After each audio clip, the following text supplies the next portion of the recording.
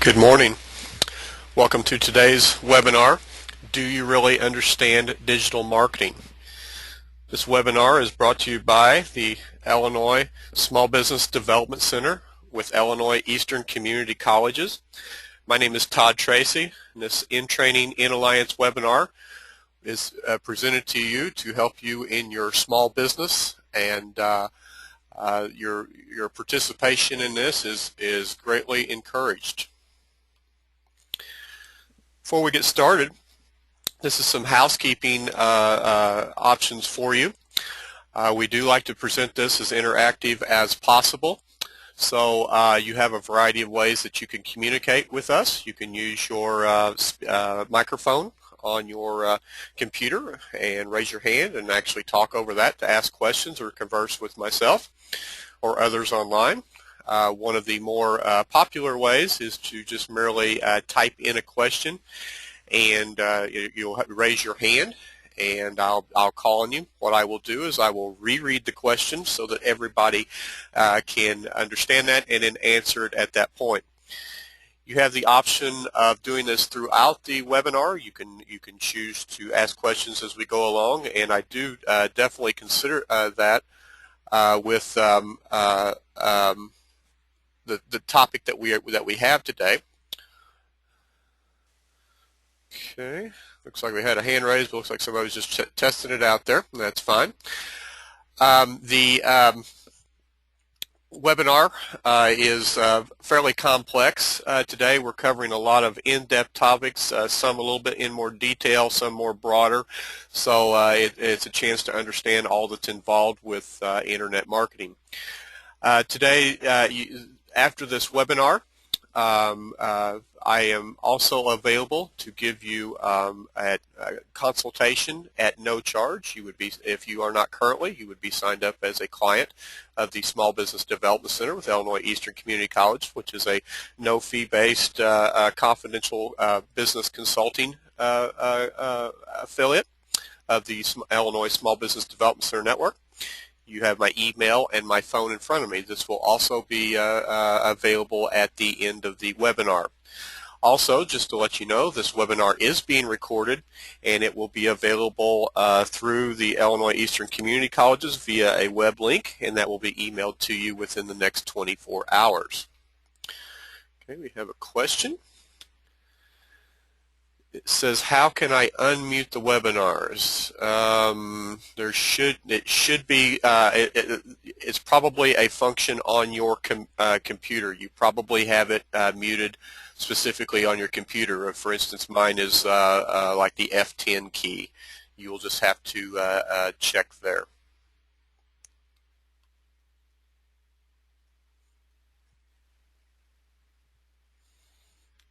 Okay. I don't think that she's working. Just bear with me 1 second while that I do work with her to see if I can get her unmuted.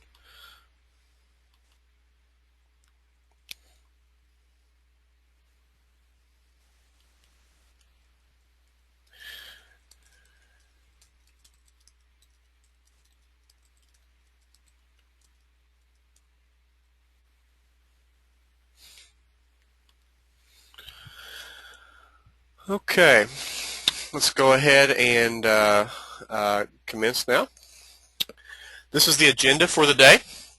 As you can imagine, we're going to spend a lot of time with Google, as it being the #1 search engine out there, and a lot of what I'll be speaking of do apply to the other search engines, especially Yahoo and Ask and those type of things, but Google is being the #1 search engine. We do spend a lot more time with that. First off, we're going to talk about search engine optimization. We're going to talk about the pay-per-click function. Then we're going to talk about how local searches affect your small business on the internet. And of course, we can't have an internet marketing session without dabbling in some social media. And of course, I'll wrap up with about 10 to 15 minutes or whatever it takes to do the question and answer it. Okay. With that said, let's go ahead and commence. Internet marketing is becoming more and more complex all the time. As more websites enter the world, over 200,000 to 300,000 per day worldwide go online. Many more small businesses are going online and getting their presence.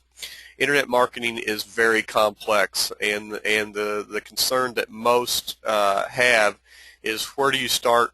What do I need to do? What don't I need to do? There's a lot of conflicting information on the internet. I've got books on it, and it seems like by the time I get the book, it's outdated, and there's just all these kinds of issues that are out there. I'm going to try to clarify a lot of this today, try to make it as simple as you possibly can. Just keep in mind that I do promote that if you have one that you trust and that is savvy in internet marketing, always consider a consultant or a counselor per se to help with to bounce your ideas off of and help guide you through the process. As today we'll give you some ideas on how to at least ask the right questions and understand. As many of you indicated on your pre-webinar survey, most of you have a website of some kind, and you're doing some sort of online marketing. So a lot of this will be just taking you to the next level today. First off, when you talk about search engine optimization, or SEO, I will go back and forth between that over the next few minutes as we converse with this. One thing that you need to know is Google is very secretive about all the algorithms and what they use in order to get websites ranked, and how they how that they get surfaced to the top of the pile when searches are made. But we're going to try to sift through this for what we do know, the things that are staying and stable, and some things, that, of course, that are new here in 2012, 13, 14, that we know is going to be crucial. Some very basic things that you need to make sure that your website is available with. As we progress, and I want to, this will probably come up, may come up in a question later, so I'm going to go ahead and answer it at this point. Social media and other types of internet presences do not take the place of a website. A website is your place that documents all that your business has to offer. Your website is the stable place. It may be the least updated of any web presence that you have, but that's okay. I'm going to talk later in the topic about how to keeping it more updated and how to keep it a little bit more alive so that search engines can find your fresh content from week to week. The main thing that you have to understand is search engine optimization of everything that I'm going to talk about today is the most crucial aspect of having a viable internet marketing strategy. In other words, having your website as the most visible as can be seen, and striving to keep it very visible, and striving to keep it in the top ranking, at least on the first page of Google results, if not the first 1, 2, or 3 results. When you do search engine optimization, and when you do corrective type things to your website in order to assist it, the thing that you have to keep in mind, ranking is not ever guaranteed. There's as I mentioned earlier, Google keeps their algorithms and their methods of ranking very close to the vest. And probably, as most of us that do this for a living, most of us recognize that probably the reason they keep it close to the vest is it changes very rapidly and quickly. These algorithms change as sites advance, and new activities and new methods and technology becomes more greater. These methods do change. Always keep in mind that when you're doing a search, when you're increasing your SEO, that new information has always been and will always be, as far as we know, the highest ranking of all information. So longer that information sits on the web, the longer that it increases the risk that your website will be driven down the scales. So,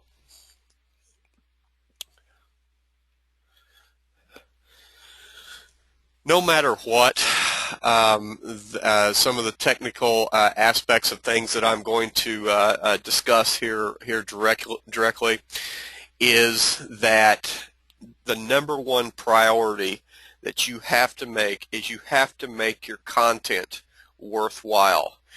And there's no amount of speech and talk that I can give about this, but in other words, when someone comes to your website, don't bore them to death. The graphic in front of you is for a couple of HVAC companies. The HVAC business per se, maybe to some, might be a boring type business. However, when somebody is challenged to pick an HVAC business to assist them with their needs, which website do you think that they're going to go with more? The one on the left was actually an opening page for this particular business with a tremendous amount of writing, and even though it's a part of my graphic, I'll just tell you I got through the first 2 to 3 sentences on it and I have never read the rest of it, as I'm sure none of their potential customers have ever done either. However, the one on the right is very colorful, very easy to navigate, and extremely friendly to the eye, and it just says we should trust this company. So no matter what that we talk about on search engine optimization, the more hits you have on your website, the more times that people come to your website, the longer that they stay on your website, that drives up your search engine ranking, and it's one of the best things out there to do it. Because the search engine robots put out by Google and all the other browser providers out there and internet search engine providers out there, they all want to see what's the most popular websites, and of course those are the ones that are ranked near the top. Keywords. Anytime you're talking about SEO, you're talking about keywords, and over the last 3 or 4 years we're talking about keyword phrases more. In other words, a combination of words. Keywords are merely words that are inputted directly in the rhetoric, in the typing, in the narrative on each and every one of your pages inside your website. Though keywords are important on your home page, they are also very key on each and every one of its pages, and they should change accordingly. Because though you may want your audience when doing a search to land on your home page, it's okay and might even be better for your consumer to land on the page that most meets their topic that they are searching. So you have to think like the customer. Start thinking that if you were going to Google yourself, Google your business, what would you do? How would you try to find yourself? You want to think general. In the previous slide, of course, you might want to put in refrigeration repair or air conditioning repair. And then you might say, well, I want it to be in Springfield, Illinois. Or you might say, I want it near a specific address. Or you might say, I need residential air conditioning repair. So all of that is a combination of either general or specific, depending on what your website's goal is. Typically in an HVAC business, and as many have indicated on your small business, on your survey, on pre-webinar, most of you are looking for more local generation. So you're looking for very specific searches so that people can find you rather quickly. And then of course you want to group your keywords into themes or phrases so that they make sense in the narrative and not just merely. Years ago, there was a thing called meta tags, which are still important today, but not nearly as much because of how that search engine are optimized. Is we used to put in the background where it couldn't be seen on the website, we used to put the same word in 100 times, just let it sit in the background, and search engines would find that word over and over and over again and would bounce to this page. That actually now, with the way Google does it in the last few years, is actually something that can get your site downgraded because it's considered to be some sort of a false positive and or a negative return for the search engine. One thing that we see quite often when I'm reviewing websites, especially people that create their websites themselves using, templates that are out there. As we know, there's all the GoDaddies and the Google websites and the webs.com and all the different free sites or the very minimal pay-per-month sites out there, which I'm not here to degrade any of those. They all have viability and can be definitely a way for a business to have a website inexpensively. But just need to remember that when you're designing and doing the layout of your web page, make sure that you have very clear pages that have very distinct topics. Try not to overlap subjects and that in that way. You want to make sure that you group your words into your pages that give action or recognizable forms. If we were looking at doing some sort of car restoring in Springfield and or Sangamon County in central Illinois, we would say we want classic car restoring in Illinois and actually put that word into a phrase, into a sentence on the page that deals with car restoration. And as you can see, maybe if we want to bring them in and we're targeting more county-wide, to bring it in there. If we're doing more Midwest car restoring, as a lot of these type of dealers do, we might want to put Midwest Central Illinois car restoring. Okay, so you want to think very common. How would, if your customer was trying to find you, what would they use and what page could they land on?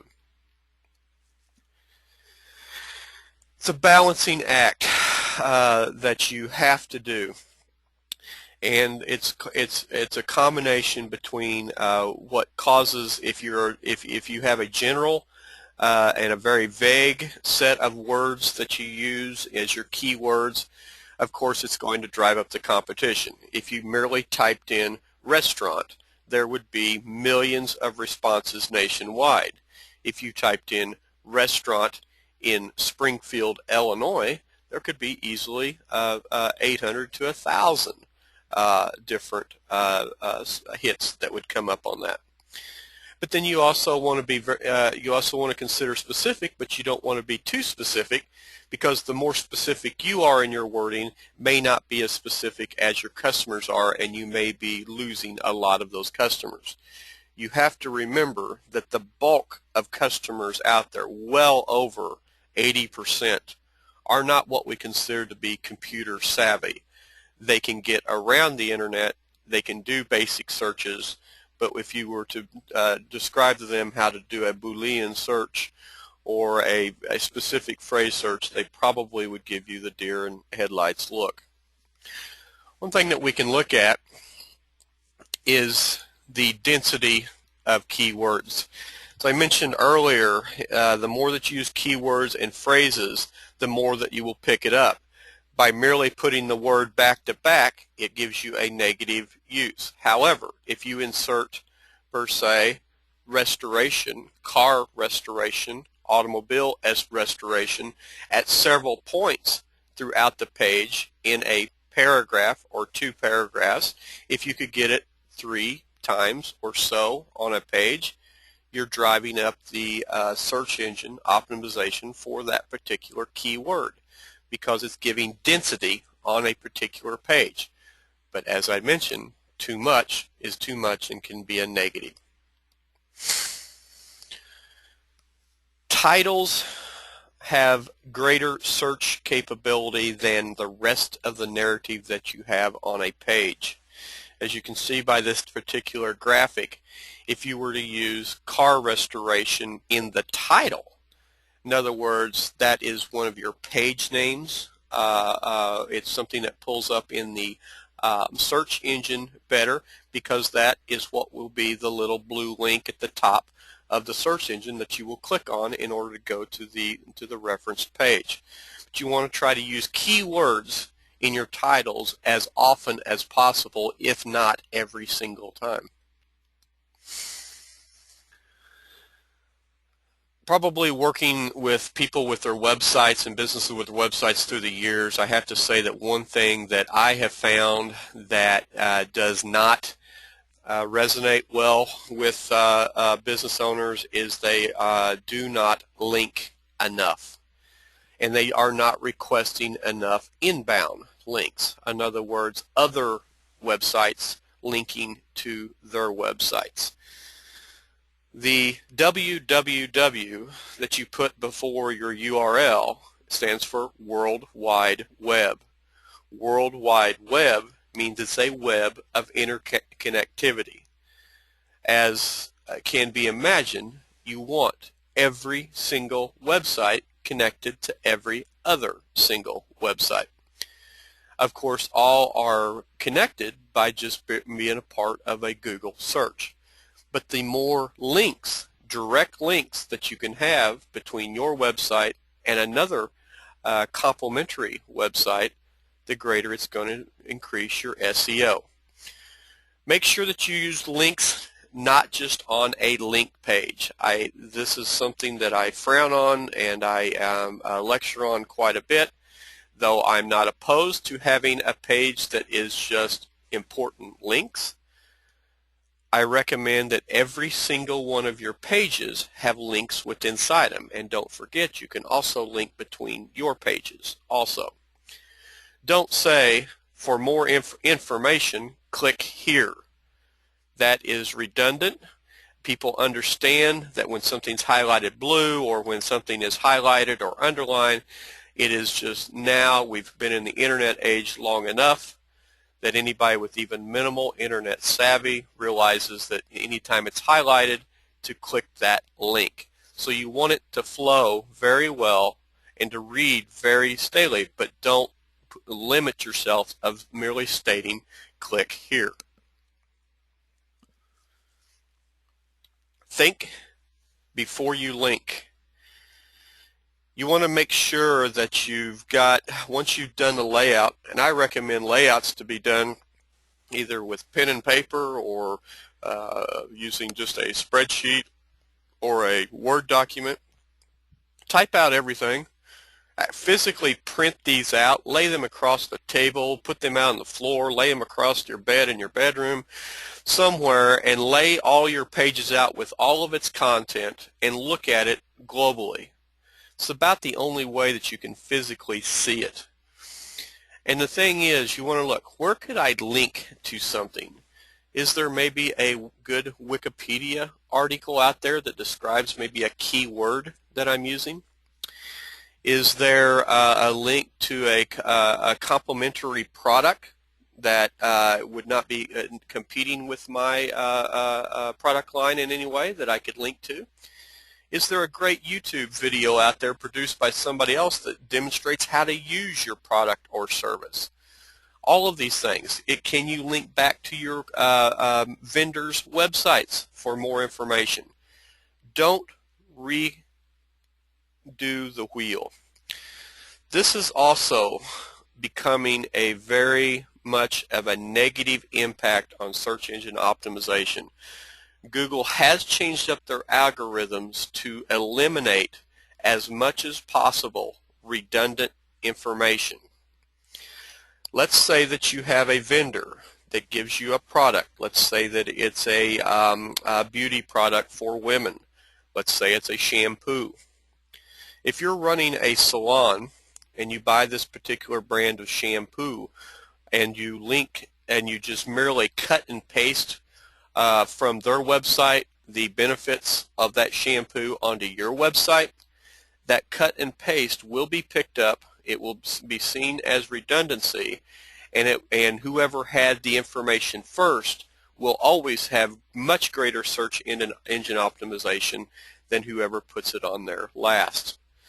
So there's nothing wrong with just merely linking to the product's website for more information about the benefits of that product, and as well as you should.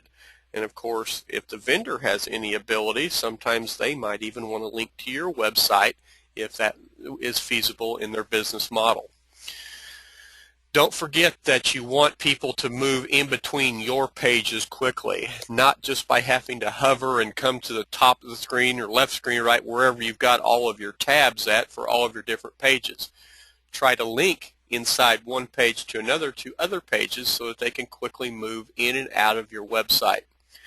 What your goal is to make sure that the move of their mouse, or more to this day, is their finger on a touchpad, which gets very tired very quickly, especially the longer they have to scroll across the screen to get where they need to go. Just make it as they're reading, and they just tap on the link.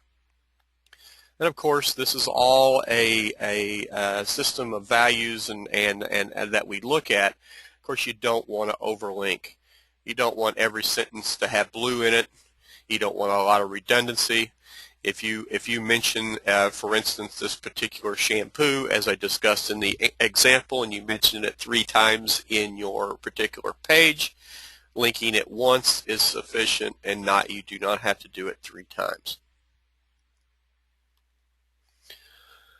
Okay, one method, which is a training all in itself, and I encourage you to search Google Analytics outside of this webinar. Of course, you have my contact information. I'd be glad to discuss it with you outside of this webinar also.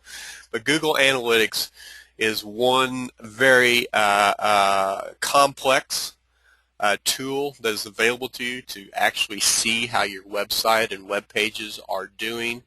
There's a lot of information out there. I'm going to cover it in a very general sense in this webinar because of how much that there is out there.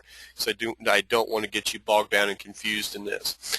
However, one thing I do want to let you know, that the basic information, which is by far the most crucial information, virtually anybody can grasp and understand how that it works.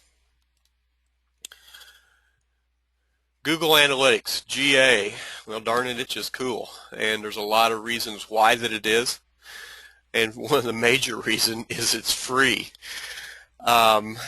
Before Google Analytics, which has been around for quite some time, but it was the tools and products that are in here was one of the major things that web designers and web consultants, website consultants used to generate tools for their clients, and it was not uncommon to charge hundreds to, depending on the size of the client and their needs, to thousands of dollars a month to provide to their clients what is now available to you for free.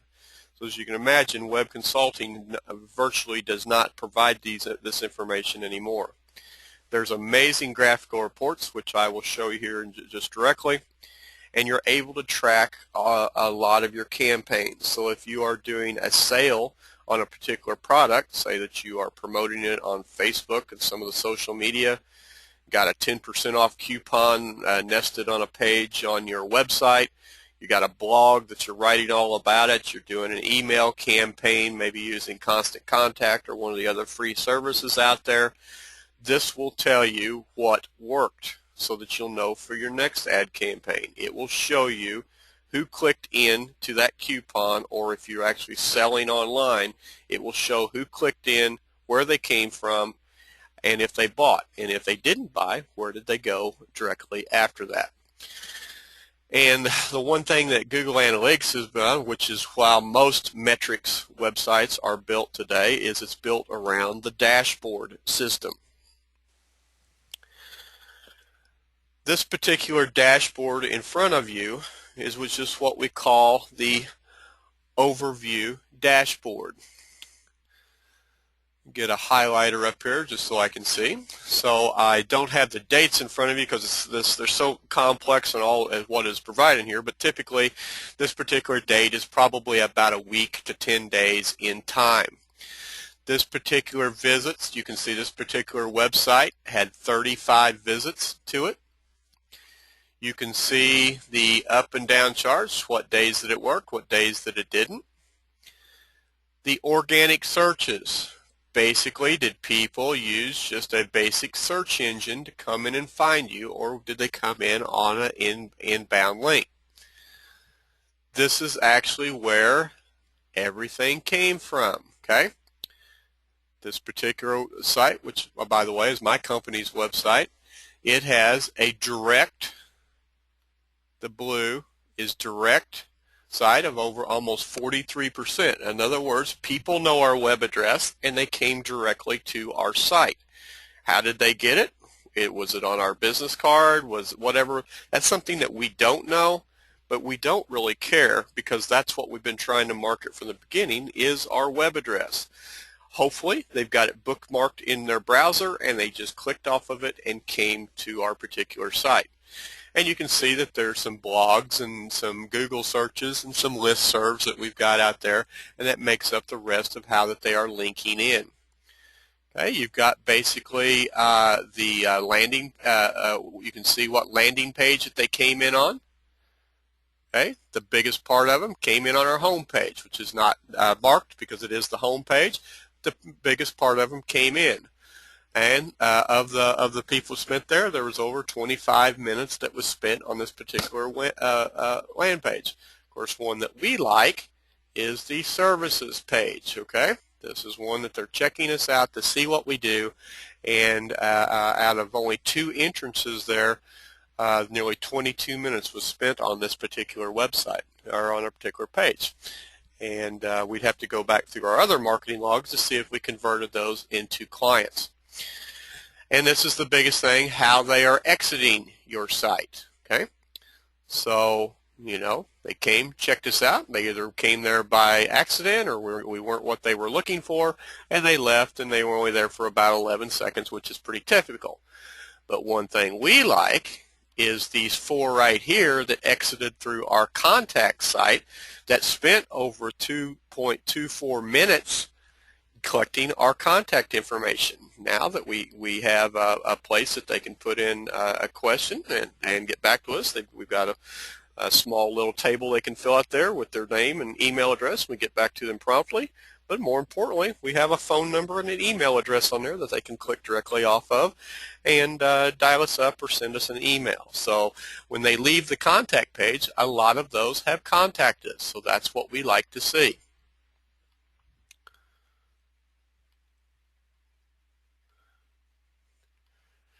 Okay, just looking at other parts of the overview dashboard, you can see that there's a variety of social media visits on here. Ones that came through in a variety of other ways. As you can see up here, R2, which is the one that we promote the most. Though we do have Facebook, this particular week we did not really do much publishing on Facebook, so nobody really came in off of that. But 82% of the people came in off of a blog that we use to bring people in, and then the other 20% came in from LinkedIn, which we're very active on in promoting our company, because though Facebook is important, it tends to be a business to consumer type of marketing tool, and LinkedIn is a business-to-business marketing tools, and so we use that a lot more often in our social media connection between our website. And another thing I think is really cool is you can see where the biggest part of the people came from that were looking from around the United States at our website. Of course, Chicago or Illinois is very bold blue. A lot more came in from Illinois because that's where we are based, and we do the bulk of our work here. But you can see, and I'm kind of looking at the map here, our company has done work in all of those states, and all of that information is available there. And then we've got people coming in, checking us out from states that we are working in, and certainly would like to continue working in.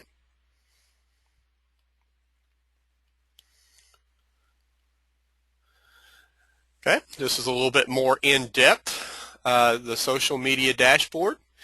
As you can see, this particular company here, that actually this is another part of our company at a different time that we had done different marketing campaigns. You can see up here that all of the different ways that people are coming in. And just something that's interesting is there is the website Facebook and the mobile Facebook. So that becomes very interesting also because of the fact, how are people finding us? Are we mobile ready so that people can get to us? There's, as you can see, there's just a lot of different tables here that we can see what's working and what's not. Since we are a very small company, as most of you are that are online with me today, at time it becomes difficult in managing all of your social media sites. So as with any small company, we sometimes do more with Facebook. We do pretty constantly with LinkedIn because our target is other business clients. And occasionally we do YouTube videos and Google Plus type things. And when we manage those and get those published, we can go there and see how effective that particular campaign was. There's, by the way, there's actually dozens of these dashboards. I'm just pulling out the ones that are most crucial to your business that you can look at. This is an SEO dashboard, search engine optimization. You can see from these particular searches here a variety of ways that potential customers have come in. The traffic sources, which is so crucial to this.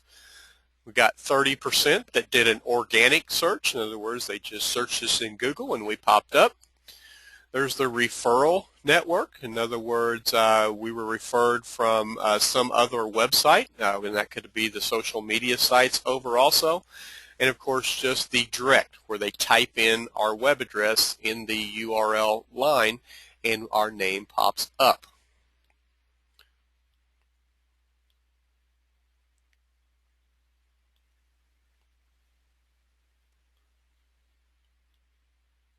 Okay. Sorry, I've got a little technical difficulty here. Okay. Another really cool dashboard is the geography dashboard. As I mentioned before, this is a different point in time, but it is global, so you can see where a lot of the inbounds are coming from.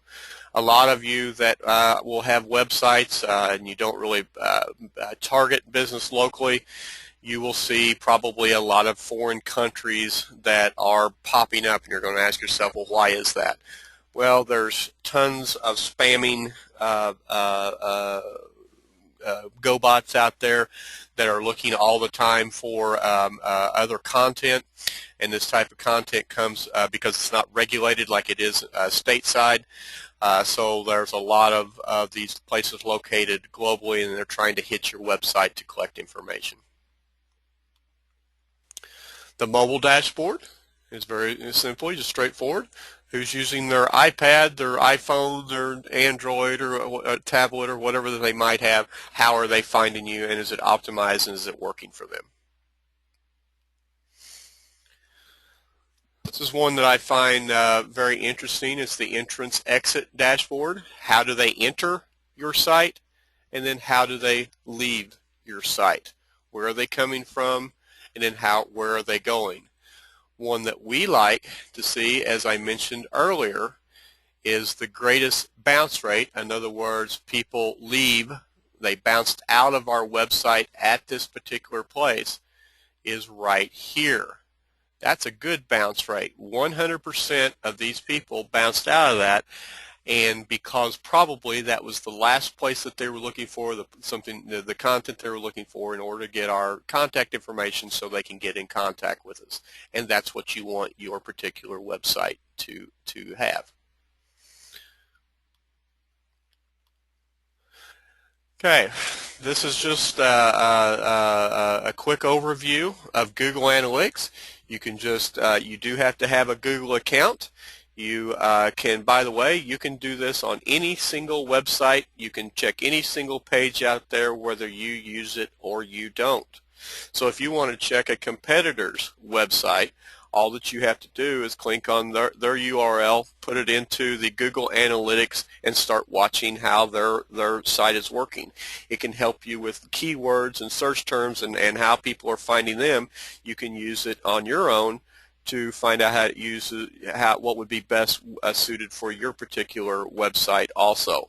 Again, content and these type of things are not, once it goes to the World Wide Web, there's a lot of ownership issue concerns there. Of course, you cannot steal content and take content and that type of thing and call it your own. But if you just are merely analyzing their abilities, you can do that with not only your website but your competitors. Now we're going to talk about something that is a little bit different, and this is pay-per-click web optimization, and this is where that you actually pay Google to bring yourself up into the search engine results. This particular graphic in front of you shows the pay-per-click of where that they are located at. You've all seen these. They're across the top of the page, usually highlighted in tan or whatever color that you have your browser settings for. And then they're also located down the right. They used to be located down the left, and with most people being right-handed and having a mouse, it's easier for them to get to on the right. So those are over there on the left or right. And of course, your organic search results, when you type in business loans into Google, this is what comes up. There's 17.1 million in this particular Google search, and as you can see, there's several that have surfaced to the top. I'm happy to see the Small Business Administration is in the top 3, which is a major partner and funder of the Small Business Development Center Network in the state of Illinois. But as you can see at the top, those are paid per clicks by these particular businesses, and we'll talk about that directly. Something that you need to keep in mind, as I mentioned one of the opening slides, the search engine optimization is your best, okay? More people trust and go to and click on at a rate of 67%, according to this infographic here. 67% of users choose organic search results when shopping, okay? So even though pay-per-click is an option for you, it is a chance for you to pick up that other 23% that is up there at the top. And again, it can be costly, but it also can be a very great way of doing some direct marketing and getting some very direct results. And we'll talk about this in just a second. Pay-per-click, along with search engine optimization, is one of your best ways to get yourself noticed on that top page on Google search results. Google AdWords. Again, I do not put, because of the timeliness of these webinars I typically do not put up web addresses, because these can easily be found just by doing a search. But you can do Google AdWords, and you can set up your account there. And basically all that it requires a credit card that can be billed against as the pay-per-click takes place, which I'll explain here in just a second. But Google AdWords and Google Analytics can both be found under the same topic area, where Google AdWords, you can get around it and kind of see how it works and see how it's available to you without putting a credit card in it. But to actually pay per click and put in your keywords, you will have to have a credit card available. This particular site infographic here shows you basically how the pay-per-click system works, and it goes from a keyword search. So in other words, people do a search in their Google search engine. It goes to an ad is created. As I showed you a while ago, it's that tan part across the top, the repetition of sites down the right-hand side. That ad is created. And of course, you have to create that own ad, and you want keywords inside that ad. And Google AdWords has a little table that you can go through a variety of phrases and a variety of things that you can click in right on its homepage to see what really would work for your website. They have a landing page development. In other words, do you want to take them to your home page? But if you're not, if you're doing some for an ad campaign, you want to take them to your product page, or maybe your contact page, wherever that you're trying to get them into to get more information on your website, and also enticing them to get to the buying decision. Of course, I talked about you have to have your account set up, but you basically have to click on it that you want this credit card to be charged for your for the clicks. You'll set up all your tracking stuff, and basically it's just the web page that you want everything to drop at. They've got to make sure that URL is correct in there. It's just a cut and paste typically function. Then you launch the campaign, and everything begins, and you start with the pay-per-click. And again, you only pay when people click. That's what pay-per-click is, and I'll describe that here in just a second to you. You want to then, after the campaign is launched, you just start monitoring the performance, and this is updated very quickly. And you can easily, if you analyze it no more than once a day, you're fine. But it's actually updated more than that. When you get done with the campaign, run it for 30 days, 2 weeks, a week, however long that you're going to do it. I typically recommend most campaigns, depending on what you're doing, to run 30 days. It just gives you a balance of activity that you can look at. How'd it work? What worked on the inbound clicks? Did people buy from you? Did you actually sell anything? It cost you $50 that month or $100 that month to do the pay-per-click, and you sold $500 worth of product. Well, if that goes into profit, if that still more in profitability, it was a good campaign for you. And then, of course, you can do your analysis and feedback, and then start over again with a new campaign. This particular keyword search here that is in front of you is very straightforward. It can be used in a variety of ways. I just put in a simple campaign for downtown Springfield restaurants, and you can see that down at the bottom of the page. As any of you that are familiar with Springfield, you know that Springfield has a variety of very good restaurants, and a lot of those are located within the downtown area.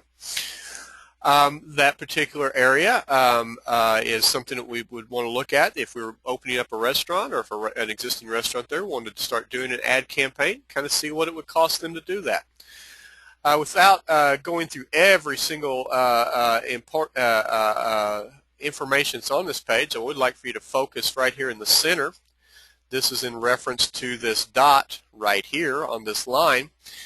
And what that basically is it basically says that the maximum click-through campaign is the maximum that it would cost if somebody clicked on, if they Googled and they put in downtown Springfield restaurant in Springfield, Illinois, because up here, get back my tool, over here, I put that I wanted only these ads to come up in Springfield, Illinois.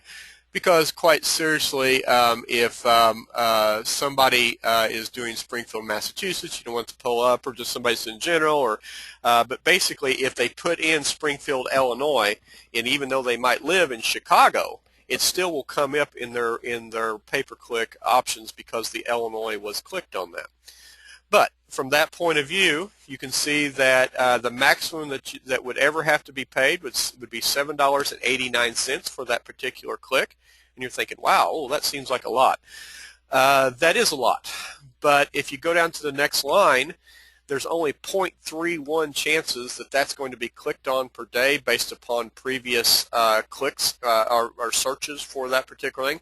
So you're looking at that only being 10 times per month that it would be clicked.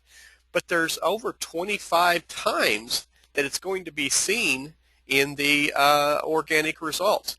For those of you eating at the very traditional Italian restaurant in downtown Springfield called Saputo's, that would be something that you would want the name to be brought up in front of them, whether or not they clicked on it or not. There's some name recognition there. If you have your ad campaign set up correctly, they get to see some keywords in there that they don't even have to click on, so it didn't cost you a thing. So it's all right there, but you can average in the Springfield market, or at least people doing this search, of having 25 impressions per day, but only 10 clicks per month. So that works out to only about $2 per day that it would cost. So that basically works out to $60-some per month for that particular campaign. If 5 to 6 people actually make a buying decision after they've clicked on this to come in and eat, you have easily paid for that in the 300% markup that a restaurant like Saputo's would have. Okay. Up here at the top, you can see that there's a daily budget. You can actually put in here, I don't want to spend any more than $10 per day. This all comes into this particular formula here as to how much it is. You can actually put in that you want this to be your maximum bid that you ever have. There's all kinds of ways. You set this up, and then after you set up what you want to put as a budget, it tells you how many impressions per day and the estimates of how many clicks per day that you can have. It's a very simple formula that gives you complete control over how that you want to do your marketing on these particular pay-per-clicks. Here's a sampling. Again, you can see up the top that I just Googled downtown Springfield, Illinois restaurants. You can see across the top there's all types of businesses up there that are popped up along with a map. And this comes from a variety of topics, but the pay-per-click is one of the ways that those are up there. Now, let's talk about local search. It's a little bit early in the morning, but I've met some of you have some chocolate near this computer right now, and you can, of course, beat the chocolate factory in deep southeastern Illinois at Golconda, Illinois, right across the Kentucky border. This is just a local search that I did. Anytime you put in a city and state or a geographic region, that is considered to be a local search. Just put in, I knew the name of it, called it Chocolate Factory. Actually, I could have put the URL in and found it easily, but I just put in the Google search and it brought it up. Okay, this is something that you have to be very concerned about because are you being brought up when people are searching for you locally? If not, 9 times out of 10, your keywords are not bringing them into your homepage or wherever that you might want them, and you need to look at search engine optimization at some level. Just something that you need to keep in mind. 78% of consumers who execute a local search on their mobile phone are making a purchase. They are spending their time with their phone. We find that laptops and desktops is when people do a more general search. They may be actually looking for a vehicle per se, and they're on the Chevrolet website just researching models, and Ford website and researching models. On their phone, they are deciding, I want to go to this dealership, I'm on cars.com, this vehicle is available, I'm going to go there today and look at it. So when they're using their mobile device, they are 78% more apt to actually make a purchase. And you can see Google Maps and Facebook is the #1 ways that they're finding where this business is located, where that they can make that particular purchase at.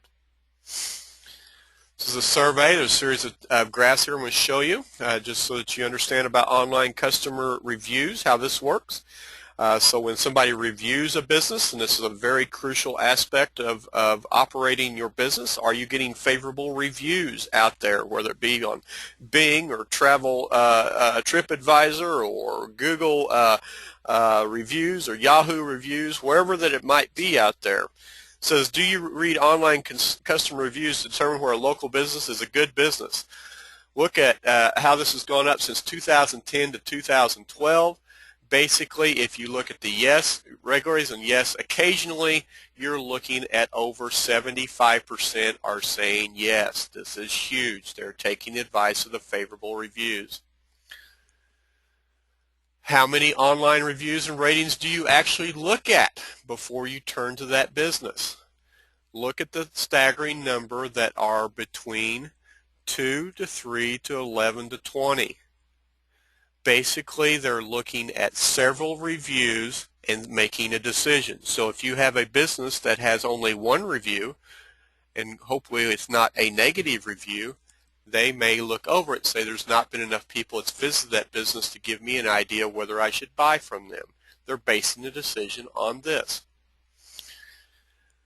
Next, do you trust online customer reviews as much as personal recommendations? Okay.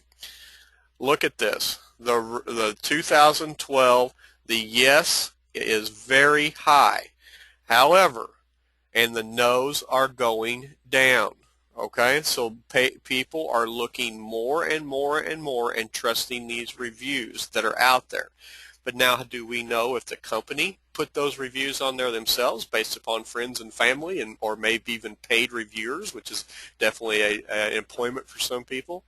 Whatever it is, people are basing their buying decision almost 72% on it.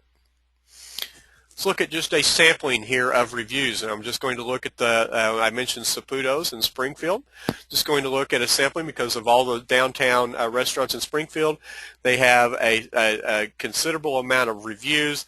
Darcy's Pint is down on the far right, but being familiar with what its location is, definitely outside of the downtown area and probably should not have come up on this particular result. So I'm going to use Saputo's because it has the most reviews in that market. over 30 some reviews, and just look here at the very top ones, and these are done just a few months ago, a week ago. I mean, there's all kinds of 4- and 5-star ratings on there, and people have just gone on about the food. The third one on the list, and you'll notice they all have a name. All these people are very clear in what they're doing, and it says, I love Saputo's, been going here since I was a kid. You know, it's got a 3.8 star rating out of 5. That's pretty good for a restaurant in Springfield, Illinois, especially out of 30 reviews.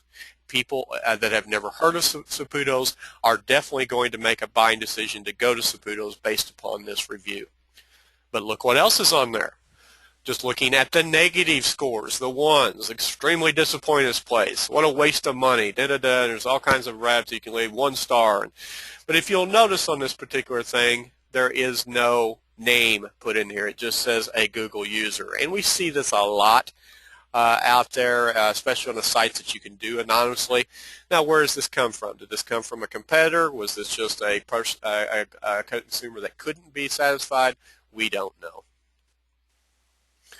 To boost a positive online review, and you want to make sure that any place that you pop up on that has a review site, whether it be Bing or Google, if you have a physical bricks and mortar store, can come up on a variety of places. Ask people to review on those for you, and basically get your best customers. Maybe even give them a coupon. Nothing wrong with buying a review. Nothing wrong with that at all. It happens all the time. Hey, please go out there and review us. What do you thought? We're not telling you what to say. I know you liked our place. Here's a computer right here that you can do it in, or you can talk right into our smartphone here and put it on yourself if you want while you're here. Here's a coupon for taking the time to do that. Make it easy for them to do it. Maybe a little card on their table if you run a restaurant as a part of the bill. Also bring them just a little card. Say, hey, please go to this web address. We would like for you to say this. In other words, be very positive about your experience here. And oh, by the way, if you do, bring this back and we'll give you a coupon after review to see if you actually posted your name and actually did a review of our site. Encourage reviews. You can also do this as a part of your internet marketing campaign. Do emails to send reminders to happy customers. Do a handwritten note and send it out to your customers. Maybe create a landing page that has where you like to be reviewed at, so that people can just click on all of these web pages, and just inside your website per se, they can go and do all kinds of reviews right from your website and not have to do a Google search. Monitor and engage. Talk to everyone. If you get a positive review, most of these sites have the ability for you to go back and say thank you. I'm glad that you enjoyed your visit. Please come again. And of course, the negative reviews, which is something you have to monitor all the time. Make sure that you answer those very professionally. Do not get argumentative, and definitely do not get defensive. Merely say, we are sorry that you did not have the best experience with our establishment. That is not anywhere close to the norm for our customer base, and we encourage you to come back, and here is a coupon, or here is something, or please see the manager and we will accommodate you in a variety of ways, whatever you determine that to be. If you actually write that, and if they say nothing back, or if they come back and get very disgruntled again, the people that are reviewing that will say, oh, gosh, they must be a jerk face, or whatever that they might say, and say, well, they just can't be satisfied. This company tried to work with them. They have a lot of positive reviews. This was just obviously an isolated incident. But you do want to have a record that you tried to help the situation. Very quickly, to wrap up here, you want to make sure that your social media campaign is aligned with your website and your other electronic campaigns. Remember, social media is not a substitute for a website. It is too changing. Content that you post gets buried in walls, and all that type of stuff is difficult to find. You do not want to put it out there. You want to make sure that all of your social media goes down to your website. And the blog is at the bottom for a reason. That should be content also that is updated regularly and is part of your website. Blogs are a wonderful way that you can get fresh content out there. The search engines absolutely love it. You're in the driver's seat. You get to say anything that you want. and you're only bound by the creativity that you have and the ability to write and demonstrate pictures and videos and everything that's out there. So it's a great way, and a lot of times the blog is very fun for you to write. Maybe it's even something outside the business. This particular business is in Harrisburg, Illinois.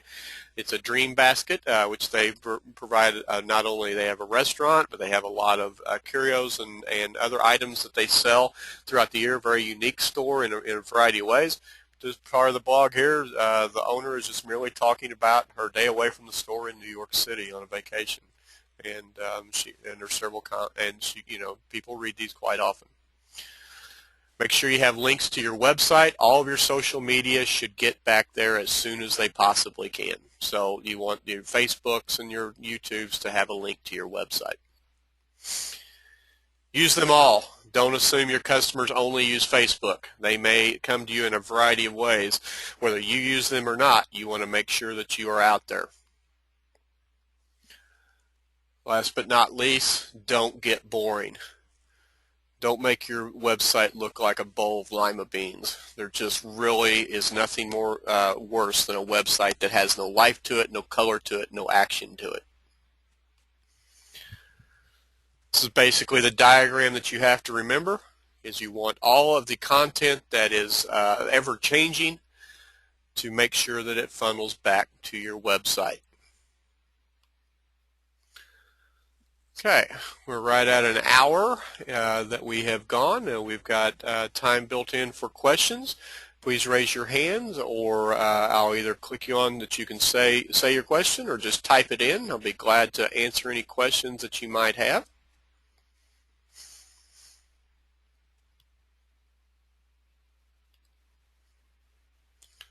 Okay, my contact information is in front of you. You will be emailed a survey after this. I hope that you had a favorable experience with this webinar. All my contact information is down the right. Phone or email is by far the best way to contact me, but you can see all in today's world, there's all the other social media sites that you can connect with me. And of course, you also are encouraged to contact the counselors at the Illinois Small Business Development Center at Illinois Eastern Community Colleges, and you can see their contact information down the left side. So we thank you for joining today's webinar. You will be on the invite list with upcoming webinars over the next few weeks. We encourage you to attend, and all of them will be free of charge. Thank you for your time today. Have a great day.